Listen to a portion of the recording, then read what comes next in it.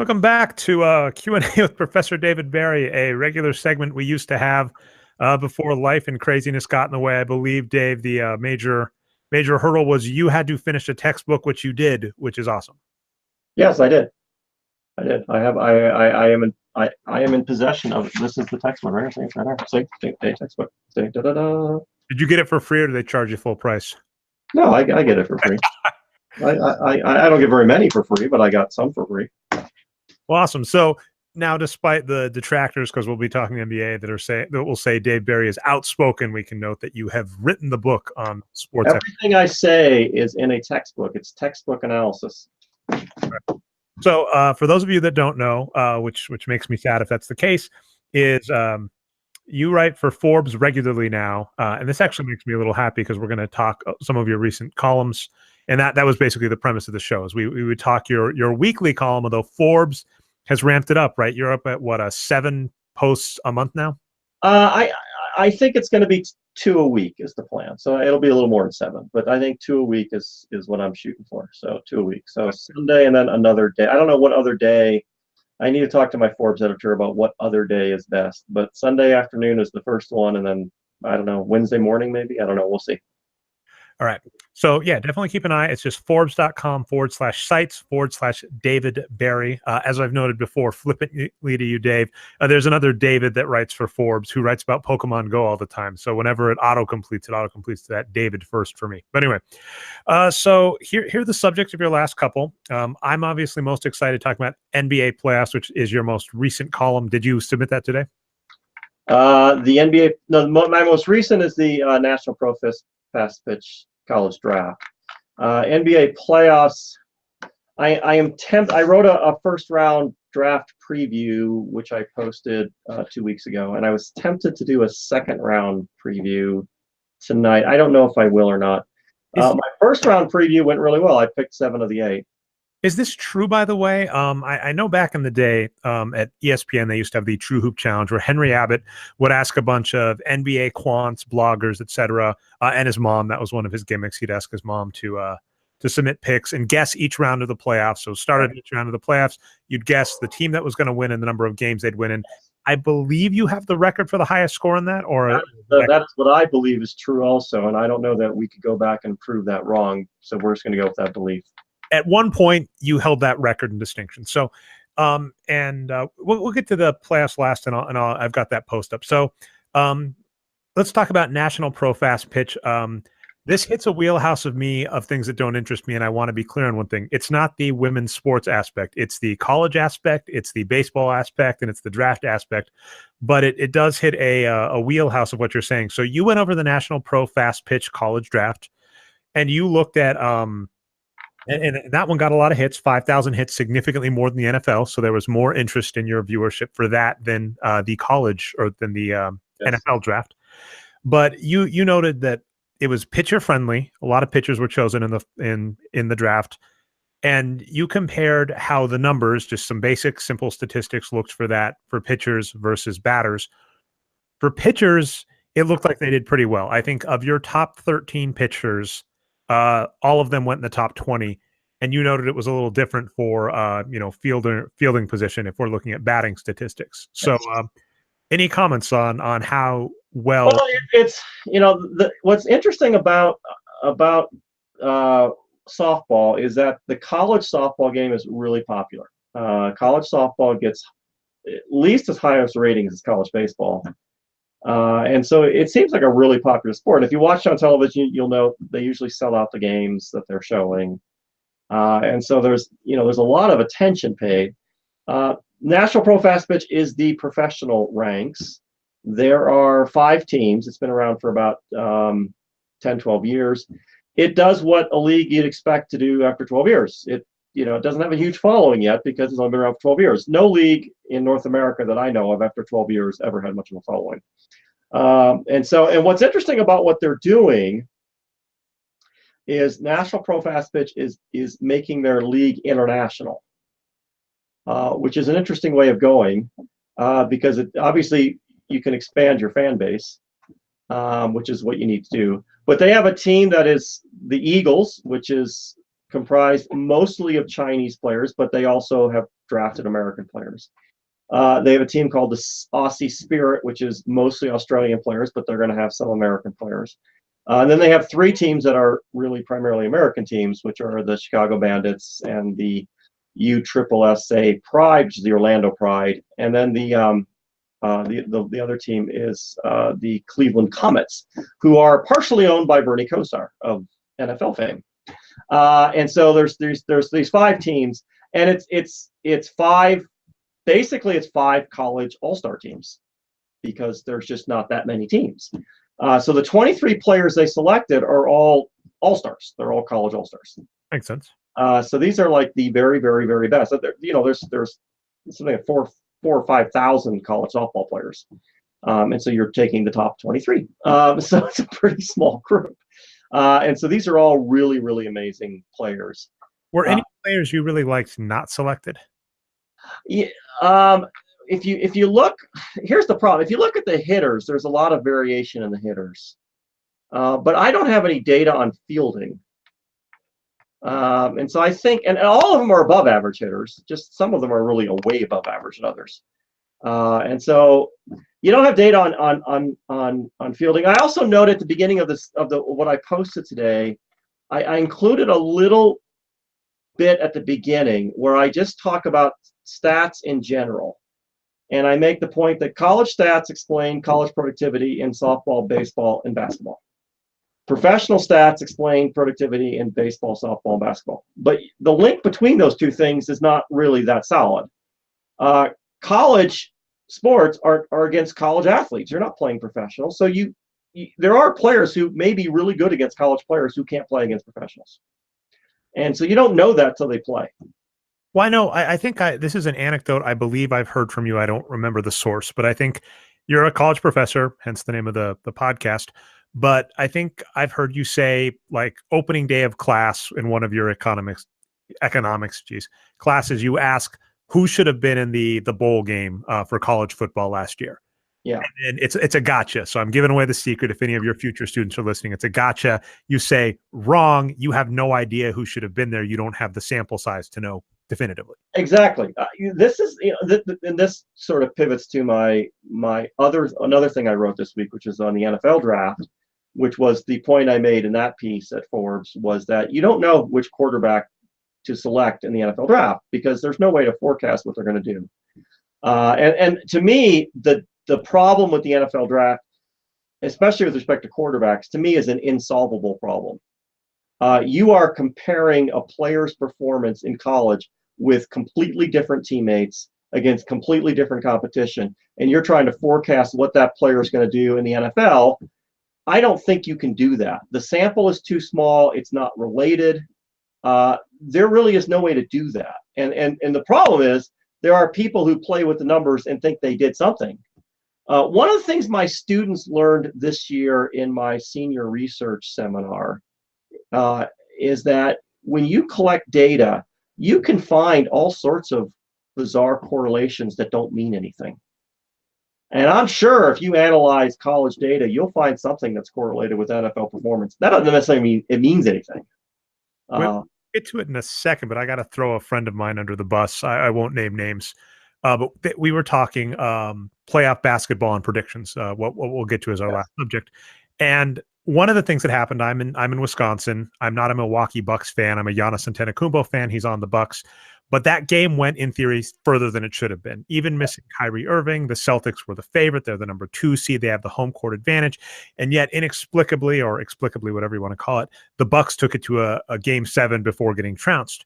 One of the things that happened, though, was a player, Thon Maker, who is not, or however you say his name, who is not a good NBA player, has never been a good NBA player, played absolutely absurd for 2 games. And part of this happened because another player, John Henson, went down injured. So John Henson gets injured. Thon Maker gets an increase in minutes.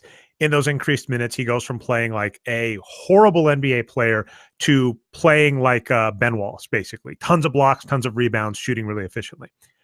And this friend of ours actually said, I was so right in all of my models, but the one thing I didn't predict was an increase in production from Thon Maker, which I should have. And I went, are you crazy? Like, there is no way you know that the starting center gets injured, and there's no way you know this player comes in. So to your exact point, when fiddling with the numbers and trying to say, I knew it about NFL quarterbacks, we see people do this all the time. They looked bad in college, but of course I should have known that under a better coaching scheme, they do better. Of course, playing in the Wildcat or whatever, I don't know NFL schemes that well. In these various schemes, they're going to do well. I should have known. And we see that a lot. And I think your answer is much less satisfactory, and why this post, as you noted, is not even as popular as National Pro Fastpitch drafting analysis.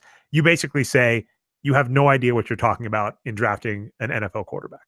Yeah, that is actually that's the story that I told about the NFL in The Wages of Wins, and I think I said the same thing in Stumbling on Wins, and it's in my textbook.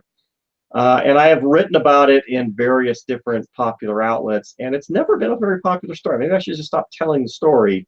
But the NFL is just not very, college draft is not very predictable in the NFL, and there's no way to fix that. There seems to be an infinite number of mock drafts where they want to tell us. Yeah.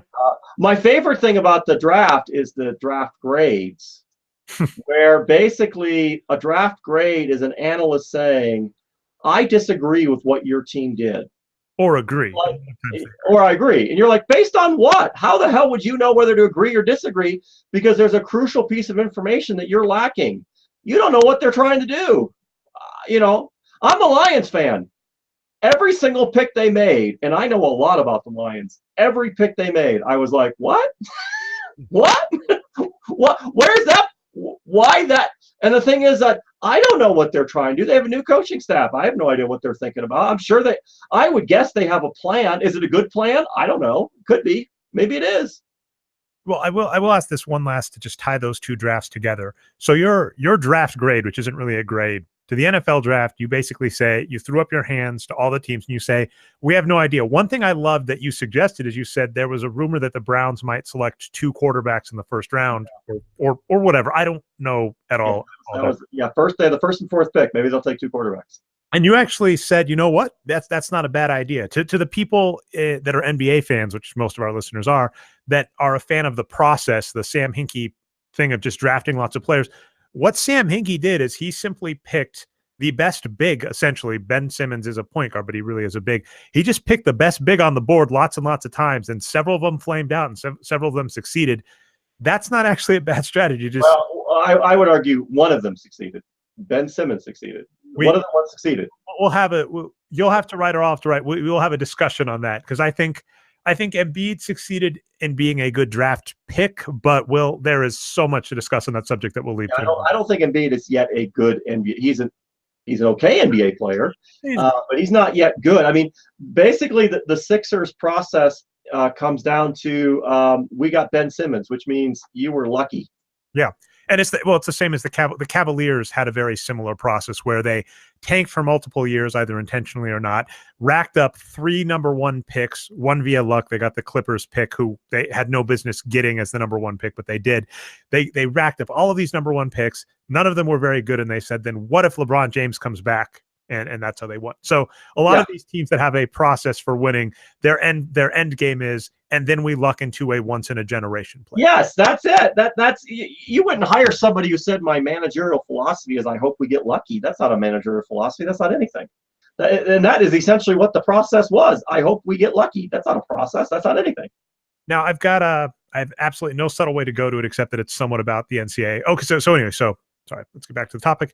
The NFL, the grade you give is nobody freaking knows. For Fastpitch, do you think these teams selected well, or is it just a matter of because there are only 5 teams? Well, it's easier for them. There's again, you're just picking the very, very best players, so you're not having to go very far down in the talent pool, and so it would be really hard not to select a great player. And so yeah, I would bet. I focused on the Comets, the Cleveland team. In the post, because they picked the pitcher who had the best stats, and they picked the hitter who had the best stats in 2018. So I thought that was interesting, but that doesn't mean that they picked the 2 best players. Any of the other teams could also argue they did a really good job of drafting. I mean, you can't really miss if you're just picking the very, very best. The way to think about this is imagine the NBA was just 5 teams. Oh yeah. Yeah, and so now you pick out of college. Well, you only draft 10 players. Well, you're bound pick 10 pretty good players. Well, it gets amusing for the NBA to that note, because I think there is just a supply and demand. If only there was a standard field of study that talked about such things. There's a supply and demand for star players, and we see teams with money. We see the Knicks go, we want LeBron James. We know who we want. They don't want to play for us, so they have the money and they spend it on Carmelo Anthony and Kristaps Porzingis. Okay, this is actually I'm curious how these have done. It seems like they've been up and down and how people like it. But you wrote an article called "Who is Cheating Who in College Sports." So there was a recent commission headed by former Secretary of State Condoleezza Rice, who was talking about all the issues in college sports. And for those of you that don't know, Dave, you've been on at least one. Has it been multiple? You've been like an expert witness in cases about. An expert witness on one case, the NFL, the Northwestern football player union case. Yeah. And so you've argued forever and actually gotten fairly far and gotten a lot of views on noting exploitation in the NCAA. Yeah. I apparently, as I wrote this post this week, I went back and I reviewed how often I said this, and apparently I said it a lot. And so this has been come up a lot. There's a lot of evidence of player exploitation, not just in the revenue sports, but in women's hockey, men's hockey, in women's college basketball. I had a student this semester do a study looking at women's softball, and she's a player here, and one of her conclusions was she was exploited, which is a good conclusion to reach. So you can find it everywhere. And what they argued, what they were addressing in this commission is teams cheating, and by cheating they meant giving the players more than they are allowed. And I argued in my post, well, that's not really cheating. Cheating is when people produce revenue for you and you don't pay them. That's called cheating, and that's what you're doing. So it's the NCAA that's cheating. People giving them more revenue than what you say, that's just rectifying the wrong in the first place, and they're not rectifying it very well. Players are the top players in men's basketball are worth like $2 or $3 million. You're giving them 100,000. That's not very much. And then, that also amuses me too on the money. One of the common refrains people have as well, if we started paying them, it'd be the end of college sports. I doubt it, but maybe. But they act as if there's no place for the money to come from. And the existing system, we already see it. In this article, you say yourself, some of the top coaches, you bring up John Calipari. He gets paid $7 million a year. So if you just started playing the athletes, the school would say to the coach, here's how much we have to pay you instead. And then we've known forever in college sports, you were saying for all of them, you were including Fastpitch as well, they're tremendously popular. There are people who are willing to pay money. This has been a common story for anybody that's followed college sports for years. Alumni of the school that are willing to do tons and tons to help out the team, including giving money if they're allowed to. So to me, it always seems ludicrous to say if we started playing the players, this would all fall apart, because there are very obvious revenue streams that could exist. The best example is the Olympics. The Olympics used to be all supposed amateurs. The athletes are now professionals. It doesn't change anyone's feelings about this. They don't care. So it doesn't affect the fan demand. And you're right. The money is all there. Right now it's being funneled to coaches and administrators. The problem is every time the NCAA wants to reform things, they ask coaches and administrators. Well, they're going to argue, don't do that. I don't want to give my money. So it's not really that hard of a problem to understand. The coaches want to keep their money, and that's it. And that's what they're trying to do. They're trying to keep their money. So, but the idea that you would pay, I noted this in an article I wrote for the blog associated with my textbook. The head coach at Notre Dame gets paid something like close to 100% of the team revenue. The team only makes $3 million. They almost pay the coach $3 million. So why would you do that? Why would you give all your revenue to the head coach? That doesn't make any sense. It does get amusing to me to see businesses that are by all means successful, and people point to unsuccessful companies to say this business model couldn't work, and it's not hard. I'm a Silicon Valley person, and there are tons of tech companies that get millions of dollars in funding.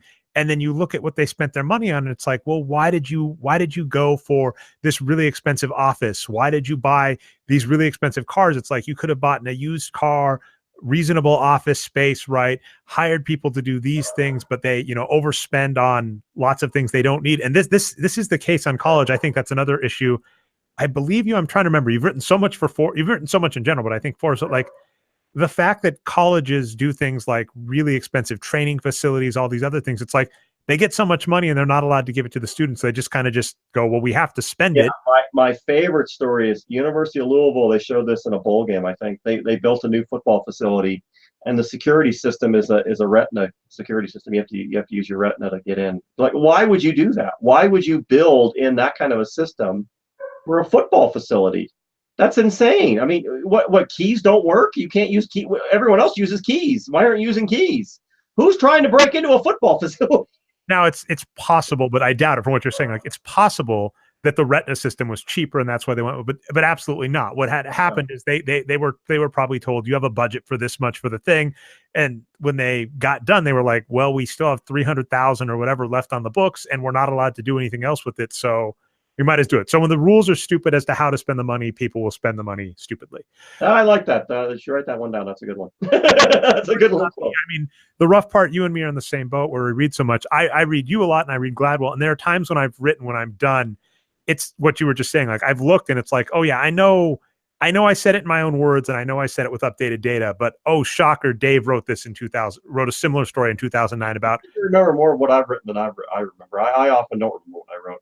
Well, absolutely. Well, I mean, again, you wrote it. You probably didn't reread it as soon, and you didn't search for it. So that's the case. And then one thing I did with both Stumbling on Wins and Wages of Wins, I believe one was given away for free, is I downloaded them both on Kindle, and that means that whenever I say, I think that was in Stumbling on Wins, I open up my Kindle and I control find it. So that is an amazing change in how easy it is to remember. Because old school days, it'd have to be me going, I think he said that, and I'd flip through the index, or I'd do this. Now I can find it. If you yeah, it was a lot harder in the old days to find things. That's true.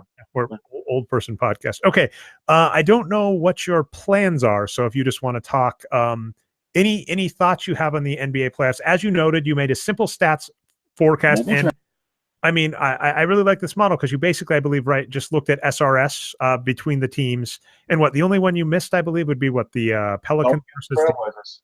Yeah, that was bizarre. And anybody that says they saw that coming, that's BS. That was not one you would see. Well, the other 7 came out exactly kind of. The number of games was not Cole. They only got that right 2 or 3 times. But the winner was right 7 times. And there've already been 2 series started in the second round: Warriors, Pelicans, Rockets, Jazz. Both of those were, I believe, blowouts this weekend, right? Rockets blew out the Jazz. And for what it's noted, you already made second. I don't. Were these second round predictions made based on what we knew happened? It was based on the same methodology I used for the first round. So. Oh yeah. So basically, you just said Warriors over Trailblazers. So if we swap in Pelicans, you say in the second round, and the good news to what you're saying is because all the teams you thought were the favorites in the second round advanced, you think in a very shocking fashion, the Rockets over the Jazz, the Warriors over the Trailblazers, the Raptors over the Cavaliers, and I'm going to have to look at this, but that is nice. The 76ers over the Celtics. I love it. Yeah, and I sent out tweets before the 2 series for the Western Conference just confirming that. So I had Warriors over Pelicans in 5 and Jazz and Rockets over Jazz in 5. I don't think that's very surprising. The thing about the NBA is that how predictable it is. So I think people have looked at the Thunder and are somewhat surprised the Jazz would beat them. But if you look at the numbers, the Jazz were clearly the better team this year. And so that was not at all surprising. Once again, Carmelo Anthony has not exited the first round of the playoffs. He's only done that twice in his career. And once again, I think what was interesting about it is the article that came out afterwards where they said, where Carmelo Anthony said, in the future, I don't want to be a bench player. And I'm like, well, but to be fair, I know you liked a tweet I made about this point, which and the comparison I made was Dwayne Wade versus Kobe Bryant. Our numbers, I believe, already say, and I have to collate the playoff numbers to agree with this. I believe that career-wise, if not very close to, he is above Kobe Bryant, meaning Dwayne Wade, I believe, has put up close to, if not more, wins in the regular season. Kobe Bryant. I think that's true. Yeah, I think that's true. Playoffs, I believe that's probably true as well because people have forgotten, but Dwayne Wade in some of those finals runs, he was arguably the finals MVP in the first finals with LeBron James that they lost. And one of my favorite articles, Dave, that I wrote was all of this adulation was given to the Mavericks for their brilliant lineup data that said they should play JJ Barea. If you haven't read that piece from me, I have to send it to you because I know you'll like it. But what people ignore is Dwayne Wade got injured in the 5th game of the playoffs, and they were winning when he got injured, and they stopped winning after, and they ended up losing. So it's like They want to give all this credit to this lineup thing when the real thing was the finals MVP went down injured in the middle of the finals, and then the team that had the finals MVP lost. Shocker. But so all that being said, I think Wade is better than Kobe, but Wade has been willing to take pay cuts to help out the team. He took a pay cut to try and help get LeBron James back. He took a pay cut to go back to the Miami Heat this year. He left money on the table to let Chicago buy him out, or Cleveland buy him out to go back to Miami. He's come off the bench. He's been in theory, a selfless player. Kobe Bryant was never willing to do that, and his team sucked. After Kobe Bryant was past his prime and he never took a pay cut, his teams got worse and worse and worse and worse. But if we ask people who's the more impressive player, Kobe's going to get more impressiveness. So I think Carmelo Anthony's read the wages of wins, Dave, and just goes, my goal is to maximize my pay. Why would I ever leave money on the table? I would be shocked if Carmelo Anthony read the wages of wins. I'd be completely This is a piece that has been in my head for years, Dave, and I've never written it down. And the title would be Carmelo Anthony is the wages of wins biggest fan. Because if you look at all of the data and research you have done over the years to say what gets you paid in the NBA, that is true. Carmelo Anthony, he was in college. They won the title game, and he had planned on staying longer. And the way he phrased it, he said, "My coach said I'd learned everything I needed to learn." But no, your data says you give up 12 draft picks if you win a title and then go back to school. You have to your stats have to improve to make up for 12 draft picks. So he entered the NBA immediately as soon as his draft stock was higher. He got the maximum pay out of Denver by taking the most shots. He went to a big market, took the most shots. He tried to go to a winner, right? He went to the thing. He has done everything to maximize his pay according to what the wages of wins would say. So it is true. The players do know their incentives. That is true. And so that part is true. I'd be surprised if you read the book though. But what's interesting to me is not that Carmelo Anthony knows his incentives. It's that so many people in the media just keep getting this wrong. How many times does the guy not have to leave the first round before you figure out that he's just not that good of a basketball player? And by the way, this is a point you've made countless times, and I love. It's not that Melo doesn't want to be a good basketball player in the sense of being as good as LeBron James. It's that he can't. LeBron James does everything amazingly, and there are just players that can't do it. So when people are saying Melo's just not a winner, Melo's just not whatever, and you're saying he's not that good, I think the bigger point is I don't think it's a motivation issue. I don't think it's a stupidity issue. It's not. It's not a motivation. It is. The fact is, LeBron James is a much better player at getting the ball to go in the hoop. And because of that, he doesn't need as many shots to score his points. And that means he can pass the ball more often. And that means he makes his teammates better, which means he wins more often. And all of that makes him look great. Carmelo Anthony has scored the same number of points because he doesn't shoot as well. And he doesn't really know which is a good shot and a bad shot. He just has to take a lot more shots, and that means he cannot pass the ball as often because he's got to take a shot. Well, even to the doesn't know what a good shot or a bad shot, a big difference. You've noted this on LeBron James and mismatch issues. That the example you brought up 10 or so podcasts ago, I believe, is you said there was a game against the Pacers when they had Paul George, where to win the game, LeBron James charges straight at Paul George and dunks on him. Yes. So LeBron James goes right at the best defender on the team at the time, maybe goes right at him and outscores him. Melo, there are shots Melo can't get that LeBron James can. So we made the Carmelo Anthony point. So, the simple story you have in the playoffs is it's funny that the Thunder lost. They were supposed to lose. You said they were supposed to lose. You've given your thoughts for the second round. Are there any other playoff stories you thought were interesting or that we might expect to see in future posts? Well, I probably will write about Donovan Mitchell being overrated. I think that's a post begging to be written. Admittedly, what's frustrating, I will give him 2 games. So this is what's annoying about how people look at that. His first game of the playoffs, which was a loss, interestingly, he had a double-double, which was like the first since Tim Duncan. He was, I'll be fair, right? You can rightly compare him to Tim Duncan in that game. He scored efficiently. He got lots of rebounds. He was effective with the ball. Amazing game. His next 4 games were subpar games, and he shot really bad. I think he was going into the 6th game of the playoffs. I think he had like a 30% three-point shooting efficiency, which is not good. In the 6th game of the playoffs, which they won, he shot 30, I believe he got 38 points on 67% true shooting. Amazing game. So it's frustrating where you say Donovan Mitchell's not that good. You're right, but he's put up 2 out of 7 really good playoff games, and people are willing to forget those 5 bad games. That's how players get evaluated. Allen Iverson had good games too. So has Carmelo Anthony. Carmelo Anthony, I'm sure, has had lots of good games in his career. I'm sure he's had lots of games where he played really well. He just has lots of games where he doesn't play very well. And so that's not unusual. But in evaluating a player, that'd be like evaluating a baseball player based on games where they went 3 for 4 and ignoring all the games they went 0 for 4. You don't do it that way. So you evaluate all the games, not some of the games. Exactly. I was going to say, like, an example would be like everybody was comparing Donovan Mitchell. You can feel free if you want to use this in the article, Dave. I'm more than fine with it.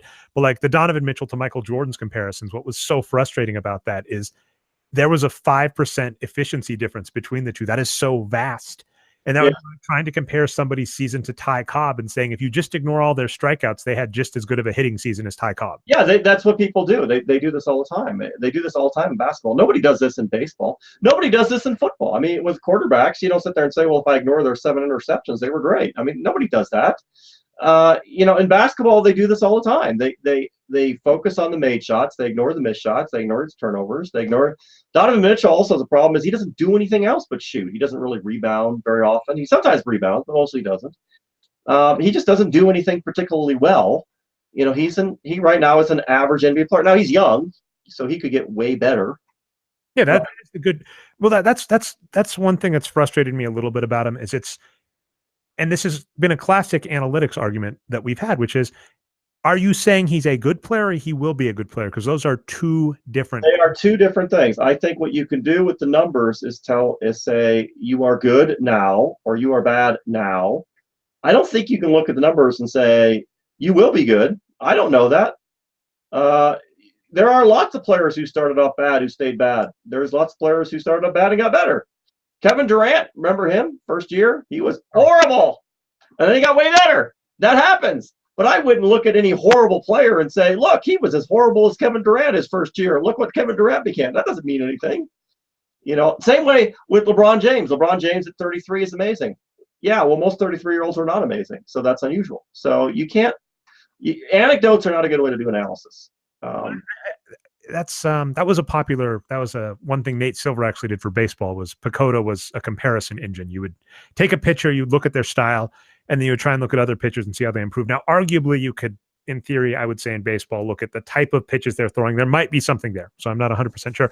But basketball, I get so amused by comparison curves because you go, they're on a different team with a different coach with a different set of whatevers. So, and the same with LeBron.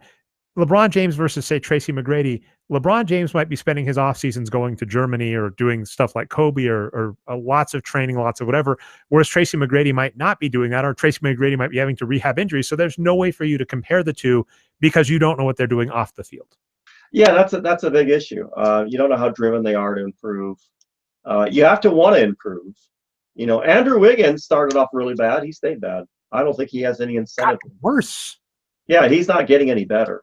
That's bizarre because I basically I thought with Wiggins, I was like, if he just improves a little, he's a bad player, but he'll help him out. But yeah, he's not getting better. He doesn't have any incentive to get better. Let's give him a max contract for being bad. Why would you try to be better? You can't get any more money. Yeah. So he's just bad. He's going to stay bad, and that's just the way he is. I got to write that article too. This is the thing about the Forbes thing. Forbes asked me to write 7 articles a month, and at first I thought, well, that's a lot. But now that the textbook is out, and the textbook has so many stories in it, and everything in sports is an interesting thing to write about because it happens every day. If I didn't have another job to do, I could write a story every day because it seems like there is a story every day. Same, and I used to be in the same position where actually with a job I could write a lot more, and then my personal excuse, which is why I'm glad you're writing a lot more, Dave, is you get a kid and holy cow, they. Yeah, my daughters are off in college, so I don't have that. You could ask them to write.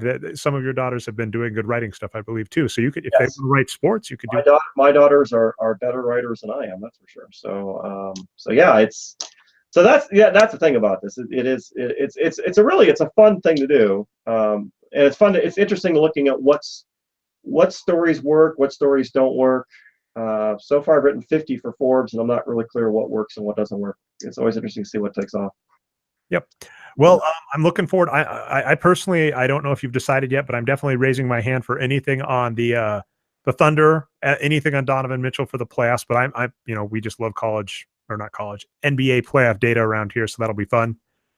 Yeah. So thanks for being on, Dave. It's Wages of Wins on Twitter. I'm actually curious about something you mentioned. You said there's a blog for your textbook. Do you know what the There is a blog for the textbook. I don't know if we could point out the URL. That's kind of a hard one. It's with Macmillan Learning. So I do have a link in my last article to the Macmillan website. And if you I'll put it in the show notes for sure. If it's not something click around a bit, you can find it. It's yeah, it's not I'm not quite sure where it is. It's just somewhere. Oh, I feel so bad, Dave. We actually got 4 viewers of this live, which is nice. So thank you for watching. But the 4th viewer popped on right as we're sitting here, like going, "What's the URL of that textbook?" So yeah, it's somewhere around here, someplace where it says something about. Well, Dave will send that to me, and I'll include it on the. I'll look for it. There is a. And it's really, the blog is for the students who are, using the textbook. It's a way, it's going to be a way for me to take what's in the textbook and then connect it to things that are going on immediately. Forbes does that to some extent, but the blog for the textbook is much more explicit. You can say, hey, this was in the textbook, this happened. You can sort of see the connection between these two things. And also, the blog of the textbook also allows me to go into detail on numbers that I can't do in Forbes. Forbes is for the popular media. So if I want to explain how calculation is done, I'm going to do it on that blog. Your Fastpitch one, what I'll say is, yeah, that immediately happened. I started reading it. I was like, this is a lot of numbers. I completely understand why you had to put them there. But a lot of times the other stories are a lot more fun, where it's, you have the data, you're very good at putting it in. Yeah, that's a real problem. Data, yeah, that's a real problem with sports sites. If you write a sports article, include a lot of stats, that's not helping you. And that's something but that's what I do. So it's kind of hard sometimes. Okay, so Wages of Wins on Twitter, Forbes.com/sites/David Berri. We'll get the link in the URL below, or in the YouTube section below, for your blog, for the sports blog. If anybody wants to, for fun, audit Dave Berri's class, buy the textbook and then follow along for fun. Thanks for being on, Dave. Anything else you want to end on before I hang up? No, I think that's great. Thanks for having me.